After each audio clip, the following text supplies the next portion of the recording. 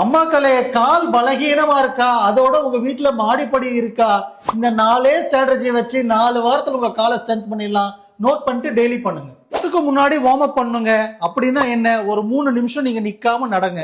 Strategy 1, 3ல இருந்து 5 தடவை மாடிப்படிய கை பிடிக்காம நேரா ஏறி இறங்குங்க. ஏறறப்ப கொஞ்சம் பிரிஸ்காவும், இறங்குறப்ப பொறுமையா கண்ட்ரோலா இறங்கணுங்க. ஸ்ட்ராட்டஜி நம்பர் 2, 2வது வாரத்துல 10 நிமிஷம் படி ஏறி இறங்கணுங்க. ஒரு 10 தடவை ஏறி இறங்கணும். அதே ஒரே ஃப்ளோர் தாங்க. 3, இதுதாங்க இம்பார்ட்டன்ட். நம்ம 15 நிமிஷம் ஏறி இறங்கணும். ஒரு 12 டைம்ஸ். ஆனா 2 மாடிங்க. பொறுமையா ஸ்லோவா பண்ணுங்க, ரொம்ப ஹெல்ப்ஃபுல்லா இருக்கும். அதுல ஒரு தடவை 2 ஃப்ளோர் 2 ஸ்டெப் கால் வச்சுட்டு ஏறுங்க. எப்பவுமே இறங்குறப்ப ஒரே ஒரு ஸ்டெப் வச்சு இறங்கினா போதுங்க. ஒரே ஒரு ரவுண்டு மட்டும் கொஞ்சம் பிரிஸ்கா ஏறி வர மாதிரி பாருங்க.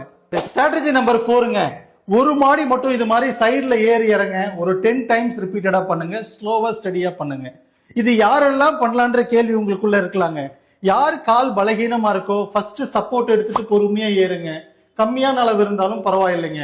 ஆனா மூட்டு வலி இருக்கவங்க, முதுகு வலி இருக்கவங்க ஏறி பாருங்க.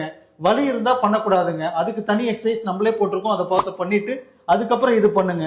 இதனால காலோட ஸ்ட்ரென்த், போனோட ஸ்ட்ரென்த், ஹார்ட்டோட ஃபங்க்ஷன் எல்லாம் இம்ப்ரூவ் ஆகுங்க. ஏன் ஒரு ரிசர்ச் சொல்லுது, பிபி, சுகர், கொலஸ்ட்ரால் இருக்கவங்க காலோட மசில்ஸை நல்லா ஸ்ட்ரென்தன் பண்றப்போ சிக்னிபிகண்டா கண்ட்ரோல் பண்ண முடியும். நிறைய ஸ்டடிஸ் இருக்குங்க.